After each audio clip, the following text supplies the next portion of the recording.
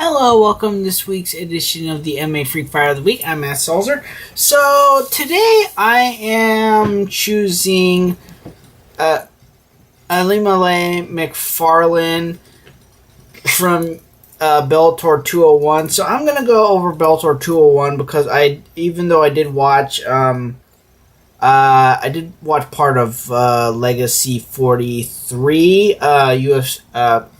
Bellator 201 is the event that I saw in length. So, Ilima-Lei Macfarlane is the inaugural Bellator Women's Flyweight Champion, and this was her first defense. So she was facing off against Alejandra Lara, which ultimately resulted in an armbar in the third round, and it was a pretty good fight. They went back and forth. They wrestled around quite a bit, and this gal, this gal was not even on my radar a while back, and she got my attention, and I definitely think the sky's the limit for her. So we're gonna see how that goes.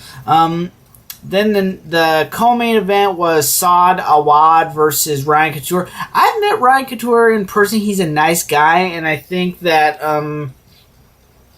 he's in kind of this weird position because he wants to be his own fighter. He wants to make a name for himself, but the fact of the matter is he's going to always be under the shadow, unless he can definitely differentiate himself. He's going to be under the shadow of his father. That's just how it's going to be. He's got that name, and we saw him get TKO'd in the first round by Saad Awad, who is a pretty established MMA veteran. So we'll see how that goes. I don't know if this is really going to go anywhere. Then we had Valerie Letourneau. This is her.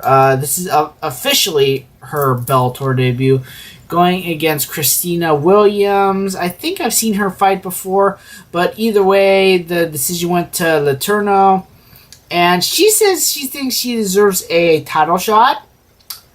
I can't argue against it. I mean, there's not too many other women in the flyweight division that really stand out. Letourneau's a veteran. She's established. So, and the thing with Bellator's flyweight division is that it's the women's flyweight division especially it's getting established, and they're establishing their own stars. They're back to actually building a division. So, we're just going to see how that goes and just see if anything comes of it. It would definitely be a good fight. You have the up-and-coming Macfarlane versus Letourneau. Then the last fight, because I didn't watch the Paramount Network prelims. I just watched the main card, was Juan Archuleta versus Robbie Peralta, who he knocked out eventually in the third round. Not much to say about that. The fight was pretty good. So overall, it was a good night. It was a good night with let's see, was there a UFC event that night or that weekend? No, there was not a UFC event that weekend. So it was a good fight, and got to learn a little bit more about the whole deal with Dan's, which I think is probably their answer to the UFC's new deal with ESPN. We're definitely going to see how that goes. Something I think I've noticed with Bellator is they're looking at international markets that the UFC has not broken into.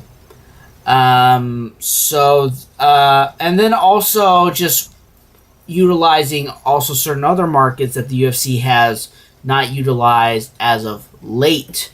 Like, you see them doing a lot of stuff in Europe. They're the first American promotion to host events in Italy. UFC has not gone to Italy. As far as I know, they just have not gone to Italy. Then you also get to see Bellator doing stuff in. They've done a lot of stuff in Ireland. UFC has been to Ireland before, not for a while though, and they've done stuff in the UK. And this is kind of a long-term approach to establishing themselves there. And then also they a lot of the thing they do nowadays, of course, is that they go to a lot of Native American casinos, whereas you don't see that with the UFC. The UFC is always going to these bigger venues, which on occasion Bellator will do, but it's typically more of their big, like, quarterly show. So we're just gonna see how things keep going in terms of Bellator's international expansion. So that's it. Be sure to like, share, and subscribe.